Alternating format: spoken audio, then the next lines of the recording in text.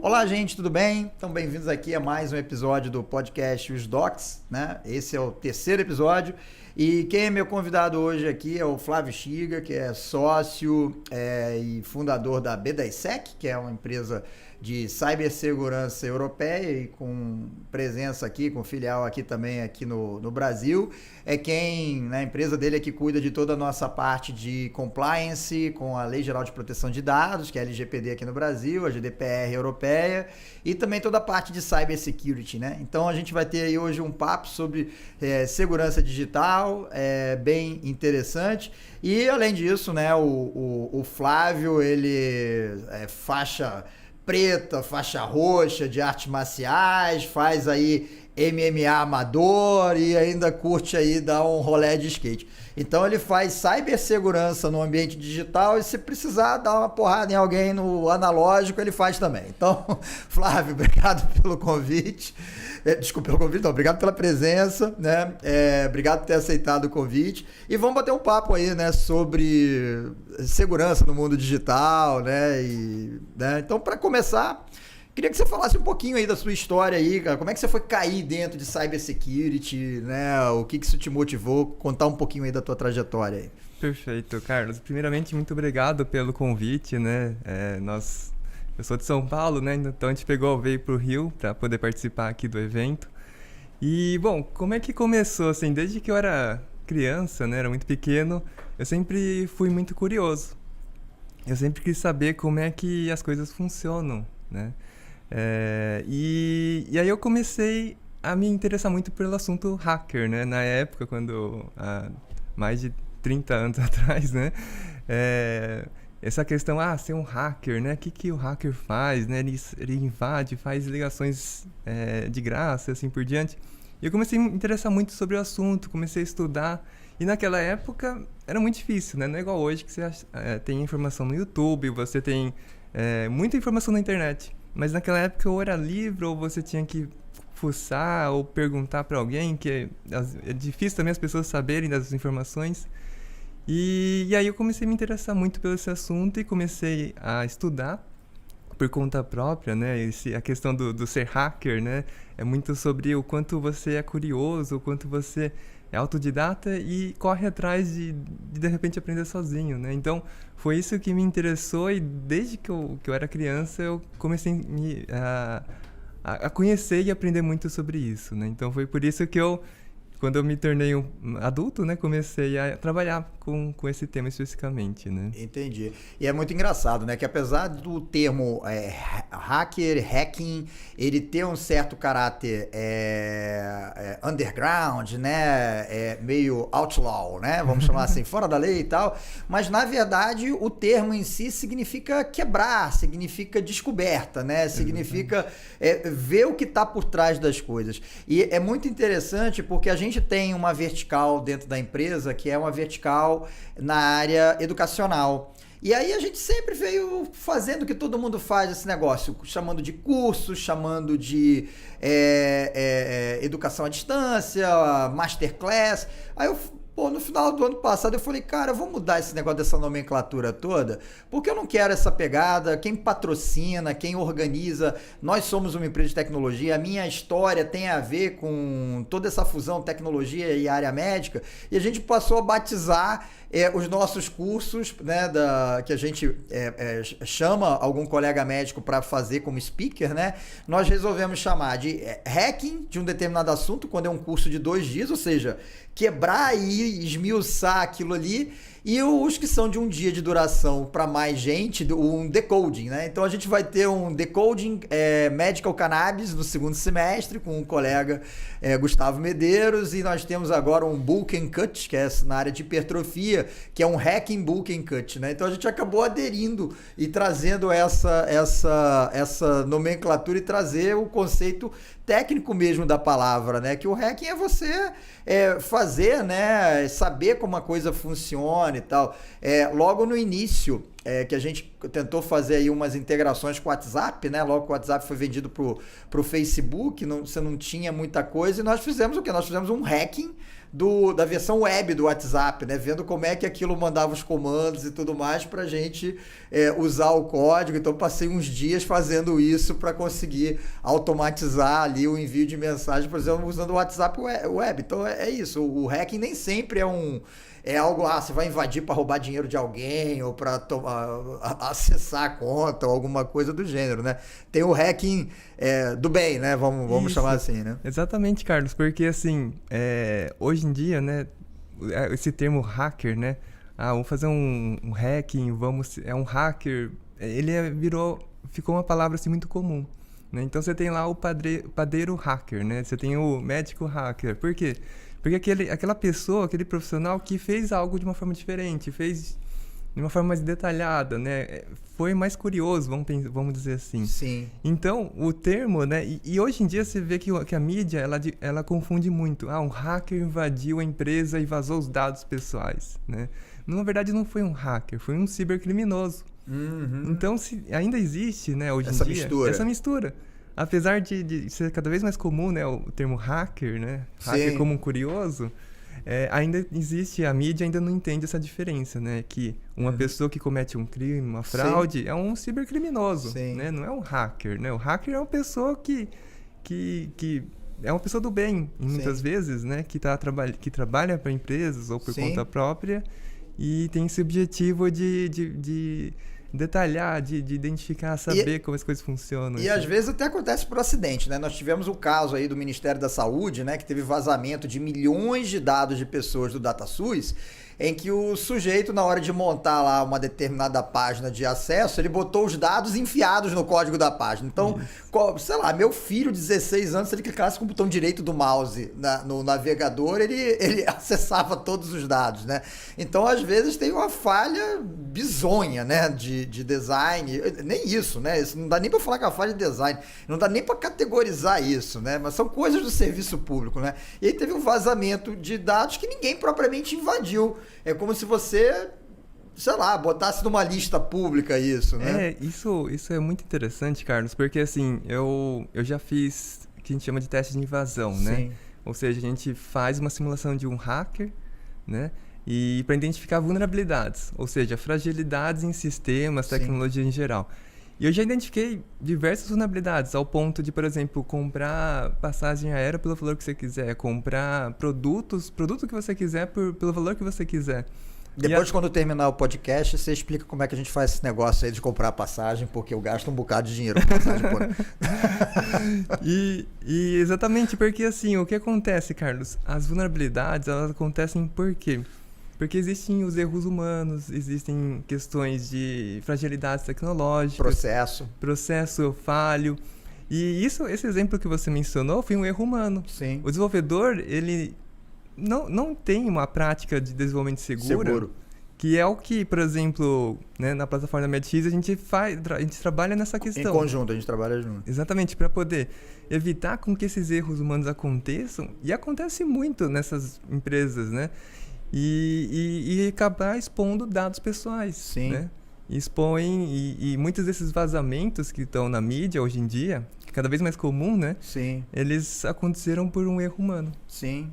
Não, e às vezes acontece de várias formas. Eu lembro de um case se eu não estou enganado, foi com a Carolina Dickmann, que teve uma série de fotos dela expostas, porque ela levou um computador para fazer manutenção, e as fotos estavam ali e ficou aberto. Aí alguém que pegou o computador para instalar alguma coisa onde ela tinha deixado, viu que tinha um monte de foto e jogou num drive qualquer aí, num vlog, num negócio desse na internet, e as fotos dela foram expostas, né? Então, tipo assim, isso é uma coisa, né? Essa questão de vulnerabilidade, muitas vezes, é uma coisa bem mais comum, né? E muitas vezes não tem propriamente, às vezes a mídia coloca como se tivesse que ter um pessoal mega expert em invasão e não sei o quê. E muitas vezes não é, né?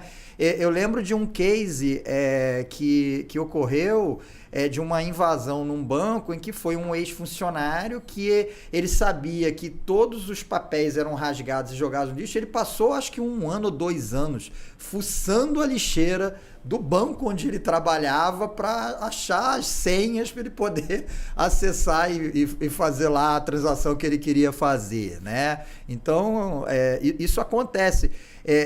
Antes de a gente até começar a trabalhar junto, eu fiz uma formação de Cybersecurity for Managers no MIT, né? Então, não tem a ver com a parte técnica de cibersegurança, tem a ver mais com o aspecto gerencial da coisa, ter uma ideia, um roadmap, assim, do geral. E teve um case muito interessante que foi um cara que comprou uma geladeira da Samsung, uma Smart Refrigerator, que tinha uma câmera, que fotografava os alimentos, etc. E um belo dia bateu o FBI na casa dele e prendeu ele por pedofilia. O que acontece? Tinha uma falha no sistema da geladeira, não tenho certeza de qual era exatamente a marca, se era Samsung, o que era, não me lembro mais. Mas tinha uma falha em que existia o endereço de IP dessa geladeira que transmitia a foto de dentro da geladeira. E eles se apoderaram disso e estavam usando para transmitir foto de pedofilia. E aí o cara foi preso, aí até o FBI identificar que não era o notebook do cara, era o IP da geladeira, que era a geladeira que era pedófila e não ele, levou um tempo, né? Então, assim... Exatamente, Carlos, porque assim, as pessoas esquecem que hoje tudo está conectado à internet. Sim. Seja o seu smartphone, seja a sua geladeira. Sim, o IoT, né? Que a gente chama, né? Internet of Things. Exatamente, e na área médica não é diferente, Carlos. Tudo é conectado à internet, né? Imagina só, hoje em dia, quando você faz um ataque cibernético contra um hospital, você para o hospital, né? Então, hoje, a dimensão do impacto, ela saiu só do mundo digital e está indo para o mundo físico. Sim. Né? Então a gente vê essas questões assim de guerras que estão acontecendo no mundo real, como está acontecendo hoje agora, na Rússia, né? Sim, Rússia e Ucrânia. Você vê que existe também a guerra cibernética acontecendo por trás. Teve uma notícia que passou exatamente que o presidente da Ucrânia estava pedindo ajuda da parte tecnológica da Coreia do Sul para tentar prevenir os ataques russos cibernéticos aos sites do governo ucraniano, né? Para exatamente dificultar a divulgação de informações e o processo de mobilização, né? E tudo mais, né? Então, realmente. Exatamente. Então, hoje em dia, né, os ataques, a gente... Até, por exemplo, as pessoas que têm aquela Alexa dentro de casa, né? Sim. A Alexa, ela tá escutando, por exemplo, tudo que você tá falando. Ah, tá, E... Não é só quando chama Alexa, não? Então, no geral... Porque, no geral, é só quando você fala Alexa. Mas, às vezes, ela pode... acontece muito com assistentes virtuais, né? Você vê no Google, assim, do Android, Sim. né? Às vezes você tá falando uma coisa, de repente, o assistente virtual... Ela abre sozinha. Abre sozinha. Porque ela entendeu que alguém chamou ela, mas não chamou. Sim. E a Alexa acontece a mesma coisa, né? Às vezes você não quis chamar a Alexa, mas ela entendeu que você chamou e começou a capturar aquele áudio ali. E aí, o impacto não é só isso, né? Porque hoje, por exemplo, uma Alexa, não no Brasil, mas fora, né? Você consegue até fazer uma compra através da Alexa. Você tem Sim. acesso a dados. Então, imagina a quantidade de informações que, se, por exemplo, eu invadir uma conta, né, de uma pessoa que tem uma Alexa dentro de casa... Você pode ser comprando coisas no nome dela, por exemplo. Exatamente. Eu posso ter diversos dados. Eu posso saber quais são o que a pessoa... O perfil da pessoa, né? Então, são diversos dados pessoais que a gente consegue capturar através de um acesso não autorizado a um dispositivo como um assistente virtual, né? Agora, imagina só, a gente está falando de um assistente virtual. Agora, imagina se a gente falar sobre empresas, né? Falar sobre um smartphone também, que hoje em dia as pessoas têm a vida inteira dentro do smartphone, né? Então, imagina se a gente invade um smartphone de alguma pessoa, né? Então, a quantidade de dados que a gente não consegue obter. E é por isso que isso é até uma questão interessante, porque a gente começa a ver que hoje o dado é cada vez mais valioso. Sim. Por isso que essas leis gerais de proteção de dados, elas foram criadas, né? Porque elas entendem que hoje um dado, por exemplo, de uma pessoa que não se troca, né? Por exemplo, o endereço, você troca poucas vezes na sua vida, Sim. né? E então aquela informação é muito valiosa para uma pessoa que quer por exemplo, um cibercriminoso, né? Que quer lá, por exemplo, fazer alguma engenharia social, coletar, roubar. Você vê, hoje em dia acontece muito comum aqui no Brasil, as pessoas manda lá um motoboy para pegar um cartão. Sim, aconteceu um golpe desse com a minha tia. Exatamente. Recentemente. E como é que as pessoas têm tantos dados? Sabe o telefone, sabe o nome, sabe o endereço. Tudo. E então é por causa disso, por causa desses vazamentos, dessas vulnerabilidades que existem em sistemas. E hoje os cibercriminosos têm acesso a todas as informações. E lembrando que por trás, né, dessas quadrilhas tem pessoas de alto nível, né, que tem muito conhecimento, acaba sendo de fato uma pessoa que consegue invadir diversos tipos de sistemas diferentes e obter esses dados de forma não autorizada. Né? Sim. É bem mais amplo, né, do que muitas vezes que a gente arranha assim um pouco da superfície, né, quando saem essas notícias e tudo mais, e fica muitas vezes com uma ideia que é algo muito sofisticado ou existe, e que é muito difícil, né, uma coisa tipo, não, que invadiram um banco, invadiram não sei o quê, e muitas vezes a gente esquece que isso aqui também tem vulnerabilidade, um dispositivo, como você falou, da Alexa, às vezes um dado que você coloca no computador, que a sua senha é o número 1 ou é 123, coisas desse tipo, né? Então você tem. Como é que é hoje o cenário, por exemplo, nessa parte toda de compliance, de privacidade de dados, o perfil lá, você que mora lá, né, e a sede da empresa é em Portugal, né? E vocês têm lá muitos clientes da área de saúde, inclusive na Europa. Como é que é o perfil hoje lá na Europa em relação... Como é que você vê isso e como é que você vê aqui no Brasil? Porque aqui a LGPD deu uma rateada, adiaram 2 vezes o prazo e tal, né? E aí em agosto de 2020 que efetivamente começou a valer, né? Como é que você enxerga aí, Flávio? Na Europa, né, em Portugal, onde a gente tem a sede, esse é o tema levado muito a sério, né? Assim... lá na Europa, assim, as entidades de controle, né, que fazem as fiscalizações, elas levam o tema muito a sério, né? E a multa é alta, né? Então, o que acontece, assim, é que o europeu, ele tem uma cultura, né, de compliance já, né? Aqui no Brasil, a gente tem a cultura do medo, né? Porque aqui a gente tem medo, né? A gente vai sair na rua, a gente tem o medo de sair na rua porque vai ser assaltado. Então, muitas vezes aqui no Brasil, o que acaba acontecendo na prática é que as empresas acabam tendo medo de uma multa, de uma advertência, de uma proibição do tratamento desses dados, algo nesse sentido. Já lá na Europa, não. O europeu em si, ele tem práticas, cultura de boas práticas já. Uma cultura de boas práticas já, né? O europeu, ele segue muitos compliances, né? Sim. Boas práticas, assim por diante. Então, é mais... vamos dizer assim, o mercado aceitou melhor. Sim, não que no foi Brasil, mais fácil, né? De adequação à GDPR do que... Aqui eu acho que a gente está muito longe, né? Eu posso falar de benchmark, né? Traduzindo aí, benchmark é um comparativo que a gente faz com empresas similares. Quando a gente dá uma olhada no nosso painel de empresas que oferecem serviços parecidos com o da MedX, e às vezes você vê lá escrito, não, a gente tem compliance com a LGPD. Aí eu vou lá para cadastrar, a gente cria uma conta lá qualquer, vou cadastrar um paciente, não aparece nada para autorizar tratamento de dados pessoais, para comunicação. Cara, como é que o cara bota que está em compliance com a LGPD se o básico que é como... Se eu estou autorizando tratar esses dados, se nem isso está escrito ali, né? E realmente essa cultura do medo aqui no Brasil, né? A gente não tem realmente uma cultura de processo, de compliance. Tem um colega, né? Que ele dá uns cursos de marketing médico, tem uma empresa de marketing médico, e ele é muito engraçado, é um mineiro, tem um monte de provérbio, então ele tem um que é muito curioso, que diz assim, né, que ser humano é igual ao cogumelo, é um bicho que só cresce com merda no pé.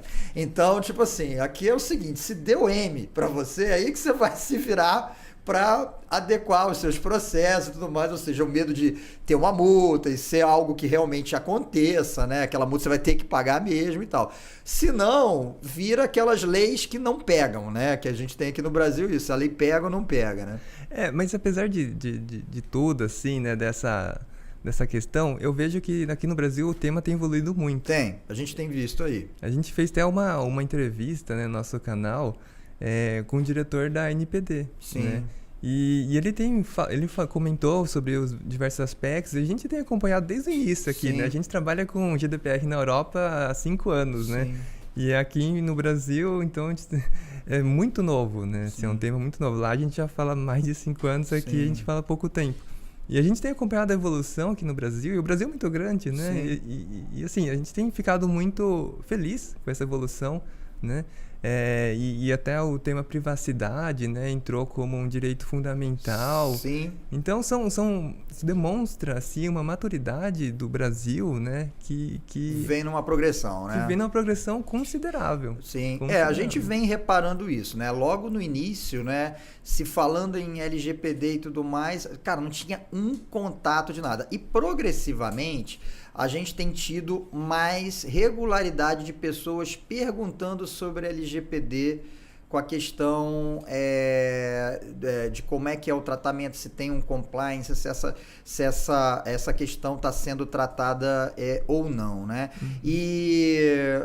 Mas eu ainda posso te falar que quem atentou para esse cenário ainda é um percentual muito pouco de usuários. Por exemplo, eu posso falar só pelo case lá da MedX, né? Se eu falar aí que talvez até hoje, talvez menos de 1% da nossa base de usuários mandou algum tipo de comunicação perguntando, olha, o que eu tenho que fazer aqui na clínica ou consultório para ficar adequado com o LGPD? Vocês estão aí adequados com o LGPD? E o que acontece? Eu acho que o assunto lei de proteção de dados ficou muito vinculado à parte tecnológica. E as pessoas esqueceram que quando você fala em LGPD, tem um monte de coisas que não tem nada a ver propriamente com você usar um sistema e tudo mais. Por exemplo, se você tem, vou trazer o exemplo de um consultório médico, tá? E é engraçado que volta e meia a gente vê muita gente falando até de LGPD nas redes sociais, e a quantidade de bobagem que eu vejo é impressionante,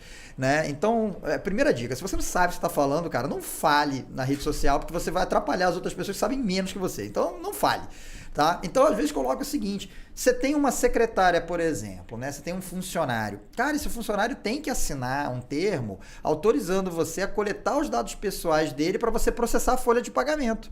Então, é muito além de usar um sistema e tudo mais. Todo tipo de fornecedor com quem você troca dados, eles têm que te dar uma declaração de que eles estão ou se adequando ou já estão adequados ao tratamento de dados pessoais, né? Então, se você tem um site, um blog seu, né? Pô, você tem que lá ter um termo de privacidade, se a pessoa botou lá o nome dela e o e-mail, o que você vai fazer com isso? Para quem você passa isso? Quanto tempo isso vai ficar armazenado? Exatamente. O direito ao esquecimento. Olha, eu quero que você apague meu cadastro daí. Como é que é feito isso? Então tem uma série de coisas que vão além propriamente da questão de computador, né? De sistema que as pessoas pensam, né? Exatamente, Carlos. Porque assim, não é... Por exemplo, se eu estou coletando o seu dado aqui num papel, eu estou já fazendo a coleta desses dados. Sim. Não está no meio digitado. Não está no papel. Tem que ter um aceite, né? Tem que ter Isso, eu tenho que garantir a segurança desses dados. Porque eu posso pegar esse papel, jogar aqui do lado, por exemplo, Sim. E aí, né? Ou jogar no lixo, igual acontecia com o banco que eu dei exemplo, que o pessoal invadiu através do lixo, né? Exatamente. Então, eu como, vamos dizer assim, eu que estou coletando, que a gente chama de controlador dos dados, né? Eu tenho a responsabilidade de garantir com que esses dados que eu estou coletando, Carlos, estão seguros. Sim. Né? Através de boas práticas, alinhado aos artigos da LGPD e assim por diante. Então, é exatamente isso. Por que as clínicas, né, elas têm que se preocupar tanto assim com esse tema? Porque as clínicas, os hospitais, a área médica no geral, elas tratam com dados sensíveis, né? E por que isso é preocupante? Porque os dados sensíveis, eles levam à discriminação. Tenta explicar aí pro pessoal, porque como todos esses temas que a gente... E o foco do podcast é a gente falar pro público médico, né? E o público médico tem uma característica muito interessante. Tudo que não é medicina, o pessoal não se interessa muito e fica meio perdidão. Então, eu tenho sempre tentado trazer aí um conceito de falar um pouquinho de gestão, falar um pouco de outras coisas que não seja propriamente medicina. O que é um dado pessoal, o que é um dado sensível, que você falou, quem trabalha com saúde trabalha com muito dado sensível que causa discriminação. Opa, tá, o que é um dado e outro aí pro pessoal que tá ouvindo a gente ter um contexto melhor? Perfeito. Um dado pessoal, né, é aquilo que identifica uma pessoa de forma direta ou indireta. Então, por exemplo, o nome, Carlos, né? Ainda o nome Carlos ainda é um dado pessoal, né? Sim. Mas identifica de forma indireta. Agora, se eu coloco Carlos Lopes, né? Bom, já diminui um pouco mais. Já diminui um pouco mais. Então, acho que um exemplo mais interessante seja o meu, né, Flávio, né? Eu coloco lá Flávio no Google, vão aparecer Tá. monte, né? Eu coloco agora Flávio Shiga, vai aparecer só um, né? Entendi. Porque é um nome de brasileiro com um sobrenome japonês, então Sim, assim, já limita bastante, né? então isso é um dado pessoal, né? O endereço, qual que é o telefone, e-mail, por mais que seja e-mail da clínica, e-mail do hospital, O CPF, por exemplo, é um dado pessoal é o também. dado pessoal. Tá. Já um dado sensível é aquele dado que de fato pode gerar discriminação. Então, por exemplo, se a pessoa tem uma doença, se a pessoa ela tem alguma opinião política, Sim. se a pessoa, né, lembrando que é tudo aquilo que imagina que Tipo, orientação sexual, por orientação exemplo. sexual, exatamente, né? Tá. É tudo que pode gerar discriminação. E a área médica, ela é muito responsável por isso, né? Sim. Eu tenho acompanhado diversos casos, não só aqui em Portugal, não só lá em Portugal, mas também aqui no Brasil. Aqui no Brasil também. Mas de vazamento de dados sensíveis, né? E a área médica, ela tem vamos dizer assim, a área da saúde, né? Ela tem uma responsabilidade com esse tema muito forte, né? Então, um dos grandes fatores que me fez vir aqui falar um pouco sobre esse tema foi isso.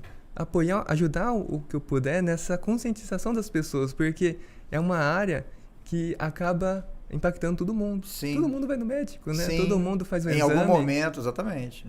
E às vezes eu fico um pouco preocupado quando eu vejo hospitais ou quando eu vejo clínicas, seja pequena, média ou grande, que não se preocupam com o tema. Sim. Né? Não, até no laboratório de análises clínicas, né? Eu vejo que às vezes você faz um pedido de exame, eu vou lá colher meu sangue e tudo mais, e esse dado já vai parar no médico e ninguém me perguntou se eu autorizava aquilo ali. A partir da LGPD, eu tenho que autorizar que esse meu dado... mas é o seu médico, tá? Mas eu tenho que autorizar. Né? Eu tenho que ter esse consentimento tem que estar registrado, né? Ele tem que estar colocado. Então, realmente, essa segregação aí de dados sensível é interessante. E eu acho que o principal, né? Que não é só falar que tem, mas é que você tem que ter os mecanismos para a pessoa saber o que ela está autorizando de coleta e de tratamento de dados, né? E isso de forma explícita, ela saber que está autorizando aquilo ali, né? Exatamente. Então, isso é importante, né? Exatamente. Foi o processo até de adequação que nós fizemos na plataforma da MedX, né? De ter esses consentimentos, né? Essa gestão dos consentimentos, ter todo esse tratamento em conformidade, porque isso é complexo, né? Eu vejo várias outras plataformas na internet falando que são LGBT compliance, etc., mas não são. A gente já consegue ver já logo de cara. O que não tem, né? Então... que às vezes nem para você experimentar o serviço ele te pede nada. Aí você já vê, eu tô botando aqui meu nome, tô criando uma senha e tal, e não tem nada para eu autorizar o tratamento desse dado. Como é que o cara tem compliance? Nem da porta de entrada já tem isso, né? Exatamente, cara. São questões às vezes simples que as pessoas não estão entendendo assim o quanto que isso é importante, né? E hoje um dado é muito valioso, né? Sim. Então é aquilo lá que eu mencionei. Hoje, vender um dado... Antigamente, os cibercriminosos, o que eles queriam? Eles queriam cartões de crédito. Sim. Queriam informações financeiras, né? E hoje em dia, os bancos, né? As entidades financeiras, elas são muito ágeis na identificação de fraude, remissão de... Tudo bem que acontecem muitas fraudes, mas... Muito menos que antigamente, muito menos que antigamente. Tem toda uma logística até de AI envolvida, que é Artificial Intelligence, né? Exatamente. Por trás disso, padrão de consumo e tal, confirmação por mensagem. Você está comprando isso mesmo? Isso. Né?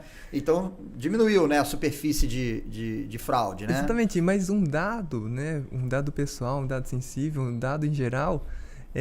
ele é muito valioso, né? Porque se eu pegar aqui um conjunto de pessoas que têm uma doença rara, que tem alguma características, né, específicas, e vender isso para a indústria farmacêutica, isso vale muito dinheiro. Vale, exatamente. Então, é isso que assim, as pessoas precisam entender, que assim, os nossos dados estão sendo vendidos de uma forma ilegal e que isso precisa mudar. Sim. Né? Então, é isso um pouco do que essas leis, não só aqui no Brasil, mas também fora, elas estão definindo, olha, as empresas não podem mais tratar esses dados da forma como estão sendo tratados, né? Entendi. Que você tem que ter, ou então, se aquilo ali tem uma chance de ser passado para terceiros, para uma empresa parceira, etc e tal, isso tem que estar explícito e você tem que dar um consentimento explícito para aquilo ali, né? Exatamente. Que tem que ter nesse sentido. A gente teve aí em algumas consultas, porque quando a pessoa começou a se falar de LGPD, apareceram uma sopa de letrinhas, né? Aí alguns médicos entraram em contato comigo e tal, para saber, falaram assim, pô, Carlos, mas eu tenho que ter um DPO dentro do meu consultório e tal, não sei o quê. Então eu queria que você falasse um pouquinho, para quem não sabe do DPO, é que na lei fala que a gente tem que ter um Data Privacy Officer, tem que ter uma pessoa com uma função de tratar de privacidade de dados, né? A partir de que porte isso é necessário? Como é que você pode obter isso, né? Igual uma política de privacidade. Eu tenho meu site lá, né? lopes.med.br. Eu tenho que ter uma política de privacidade ali, se o paciente ou se alguém que está visitando meu site quer botar o nome ali e o e-mail para receber algum comunicado meu, ou só aquele aviso do cookie já é o suficiente, só para as pessoas poderem... Perfeito, Carlos. Isso é uma ótima questão, porque assim, a política de privacidade toda empresa tem que ter, né? Isso daí é um mecanismo de transparência com as pessoas, com os titulares, com os pacientes, e deixa uma forma muito clara que, assim, a clínica, o hospital, a entidade, ela se preocupa sobre o tema, não só por questão de conformidade, mas se preocupa de fato, né, com seus pacientes, né, com seus titulares, e mostra aquilo de uma forma transparente, como é que eles tratam aquela informação coletada. Então isso tem que ter, isso não, independente se a empresa é pequena, média ou grande, ela tem que ter esse tipo de política, né? Segundo, o que acontece? O DPO, né, que a gente chama lá na Europa, ou encarregado de proteção de dados, né, começou, né, falando, todas as empresas precisam ter, né? Aí agora a NPD, né, a agência, está definindo alguns critérios, mas, assim, de uma forma geral, até o presente momento, as grandes e as médias, né, e isso a gente tem que ter algumas definições ainda da NPD, precisam ter o DPO. As pequenas ainda estão a ser definidas alguns detalhes, né? Igual na Europa, né? Na Europa a gente tem bem definidos os critérios, quando é obrigatório ter um DPO, né, pela quantidade de processamento de dados. Mas é lógico que isso sempre gera umas dúvidas, né? Mas o que é importante, assim, de fato, né? É ter uma pessoa que, não que vai ter ali o papel de DPO, mas ela vai responder pelo esse tema, porque se tiver algum... Que oriente nesse tema. Que oriente, porque todo mundo vai ter dúvida, olha, eu não quero que vocês tratem, ou como vocês vão tratar meus dados, alguém vai ter que responder. Sim. Né? Então alguém tem que ter esse papel dentro de uma empresa, isso é importante, porque é a dúvida de todo mundo, né? Todo mundo quer saber, como é que você vai tratar meus dados? Por que você está coletando tantos dados assim, né? Sim. Esse é um papel que a gente até coloca, né? Tanto é que a gente tem até um e-mail direcionado lá na empresa para isso, porque muitas vezes quando lá o consultório pequenininho e tal tem alguma dúvida com relação a tratamento de dados e tudo mais, a gente tem um canal exatamente para tirar e dirimir essa dúvida, né, sobre tratamento de dados, né? Então é importante realmente você ter isso daí. Eu vejo assim que é um tema que rende bastante, né? Um tema assim extenso e eu vejo assim que, como a gente comentou, devagar tem sido sensibilizado isso bastante, né? E nós até estamos produzindo na empresa, até em conjunto aí com a B10Sec, com a empresa que o Flávio Chiga é o CEO,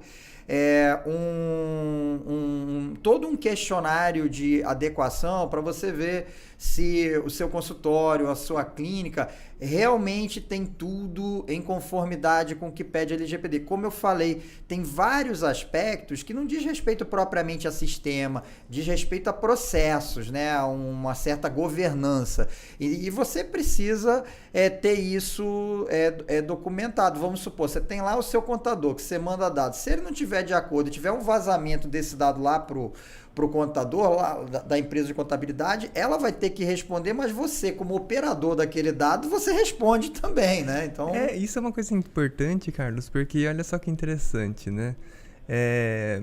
Eu vejo, assim, muitas clínicas, né? Se a gente pequenas, médias e grandes também, tá? E o que elas fazem? Eles compartilham, né, os dados com a empresa que vai fazer as análises clínicas, né? Sim. Com os laboratórios. Só que o que acontece? Eu começo a reparar que quando os dados vão para o laboratório, as pessoas não estão preocupadas com a confidencialidade daquele dado. E aí eu vejo algumas pessoas que trabalham em laboratórios falando assim, olha, você sabia que o fulano, muitas vezes pessoas mais famosas, né? Sim. Acaba achando lá o nome do... Sabia que o fulano, né, conhecido de tal partido X ou da rede X de televisão, sabia que ele tem tal doença, né? Sim. Então as pessoas não têm a conscientização, e isso as empresas, independente do tamanho, se é pequena, média ou grande, elas têm que mostrar e conscientizar seus colaboradores a não divulgar essas informações. Mas sabe uma coisa que eu acho bem complexo aqui? Vou te falar. A gente tem algumas regulamentações que, tipo assim, às vezes as leis não se falam, né? Então você tem, por exemplo, determinados tipos de medicamento que eu, como médico, na hora que eu vou fazer a prescrição, a Anvisa exige que para a farmácia aceitar, eu tenho que botar o CID. O Código Internacional de Doença para aquele remédio. Cara, isso vai para balconista da farmácia. Eu tô falando para aquele cara se ele tem HIV, se ele tem uma hipofunção de alguma coisa, se ele tem um transtorno mental. Cara, isso tá escrito que qualquer pessoa que pegar CID e botar o código no Google vai saber qual é a doença. Então é um absurdo ter uma exigência dessa, porque isso é uma confidencialidade da relação médico-paciente, é um dado sensível. Exatamente. E eu estou expondo isso num pedaço de papel que vai para balconista da farmácia, né? E se você não botar, não adianta que a pessoa não pega o medicamento. Então é muito louco isso, assim, né? Exatamente, Carlos. Ainda o processo ainda é falho, né? Sim. Vamos dizer assim. Porque não só na área médica, mas também na área financeira que a gente tem clientes, a gente vê que, por exemplo, é comum, por exemplo, comprar dados. A gente vê empresas da área financeira que compram dados ainda. E então, assim, o processo ainda está sendo reescrito, né? Refeito. E exatamente como você mencionou, Carlos, porque se de repente o balconista lá da farmácia ele não entende que isso é importante, que ele pode tirar uma foto, mandar no WhatsApp e mandar para os amigos, sei lá, para qualquer outra pessoa e falar assim, olha, eu atendi uma pessoa hoje que tinha tal doença. Sim. E manda lá. E às vezes pode ser um ator, alguma coisa, e acontecer, né? A gente cada vez mais vê isso, né? Até recentemente teve todo esse problema do vazamento de um áudio de um deputado e tal, que foi lá que deu uma repercussão enorme, né? Então, tipo assim, você não sabe onde essa informação na verdade, você nunca sabe onde essa informação vai parar, né? Então, realmente, essa questão de dado sensível, né, nesse meio, vai embora, né? Você não tem muito controle com relação a isso, né? Então, assim, cara, de qualquer maneira, queria te agradecer aí a presença. Eu acho que já elucidou. Isso é um tema, gente, que é extremamente complexo, assim, é extenso, porque quando a gente começou a fazer isso lá na empresa, na MedX, primeiro a gente pegou e contratou, teve a Leadcom, que foi uma empresa que eles trabalham com todo um roadmap de processo e tal. Então, primeiro trabalhou toda a governança de processo, identificar tudo e tal, e depois a gente foi para manutenção e execução, né, daquele roadmap de detalhamento com a B10SEC. Isso é um processo que não tem um fim. Ele é um contínuo, né? Isso às vezes o nosso cliente até não entende. Ele pede uma modificação em alguma coisa, fala assim, poxa, eu queria pedir uma sugestão de pintar esse botão de amarelo. Aí fala, pô, eu pedi já tem um mês, até agora não tá aí, mas por quê? Porque antes de qualquer coisa ir para produção, a gente tem que mandar para a empresa do Flávio para eles verem se pintar o botão de amarelo, não vai ter nenhuma repercussão de segurança antes da gente botar isso liberado para milhares e milhares de usuários, né? Então, as pessoas têm que entender que para você trabalhar direito, em conformidade, tem uma série de outras etapas que hoje são mais complexas de serem seguidas. Exatamente, Carlos, porque assim, qualquer alteração no sistema, ele gera vulnerabilidades. Sim. Né? Umas baixa, média ou altas. Né? Sim. E existem vários casos, esse caso até que eu comentei com você, que era possível mudar valor de produto e tal. Exatamente, foi falha, né? Existem várias falhas no código que não foram testadas, não foram validadas. Sim.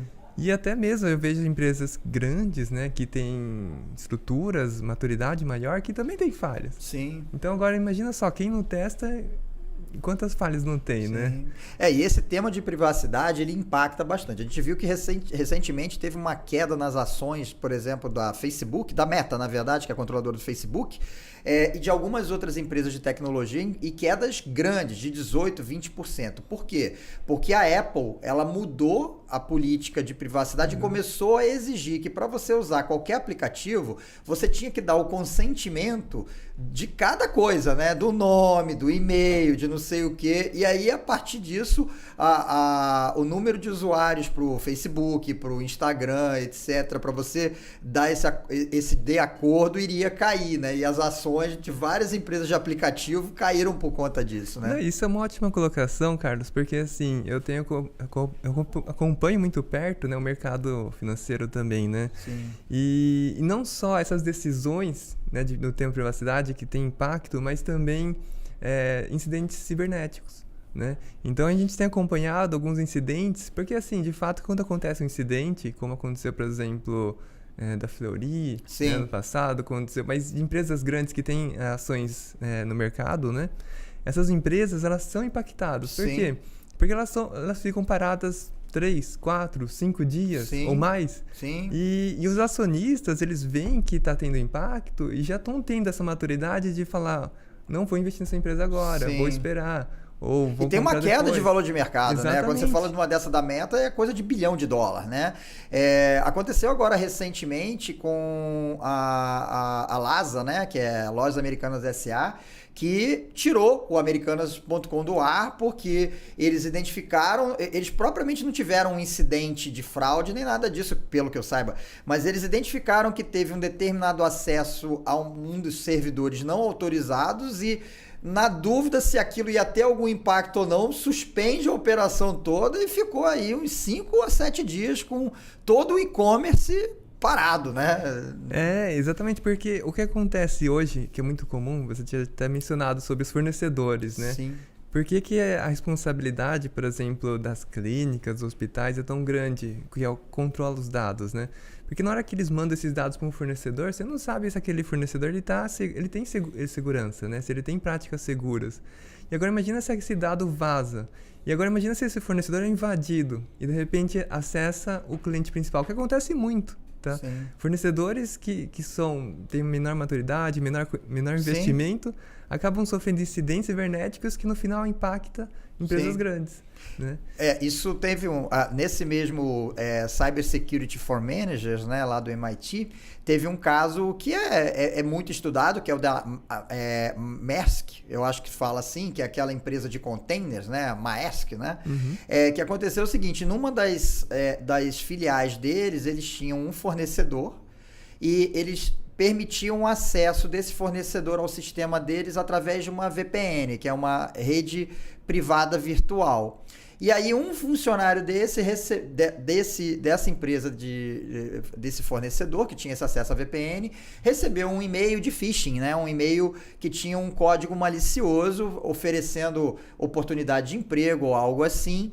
Essa empresa não atualizava o parque tecnológico, então eles tinham um Windows 98 ainda, que já nem mais patches de segurança tinham. O que aconteceu? Ele foi invadido com um cavalo de Troia, permitiu esse acesso. Esse mesmo vírus, vou colocar assim, né, com um linguajar bem acessível, ele contaminou uma das unidades da Maersk e que contaminou todas. Então não foi um trojan, foi um ransomware, que é um que sequestra os dados e pede um resgate. Simplesmente todas as unidades paralisou durante alguns dias o transporte marítimo internacional, que a Maersk é a principal empresa disso. E eles recuperaram os dados como? Uma unidade que, se eu não me engano, era na Namíbia, estava com problemas de comunicação de provedor de internet. Então, eles estavam offline. E aí, o espelhamento de dados que rodava entre todas as unidades, ali tinha sido feito, mas só que ele não estava na rede na hora da contaminação. Então, eles falaram, olha, cara, tá funcionando aí, tira da rede, não bota de volta na rede. Eles mandaram executivos lá da parte de TI e tal, para pegar os dados e replicar nas outras unidades todas e tal, para poder botar todo esse processo de transporte de volta. Então, uma empresa pequena, prestadora de serviço que tinha esse acesso, não tinha o parque. Olha o impacto que deu. Se você perde tudo, você paralisava um bom percentual do transporte marítimo internacional com esse tipo de ação, né? Então, exatamente, Carlos, porque olha só que interessante, o ransomware, né, ele é uma ameaça que é cada vez mais comum. Por quê? Sim.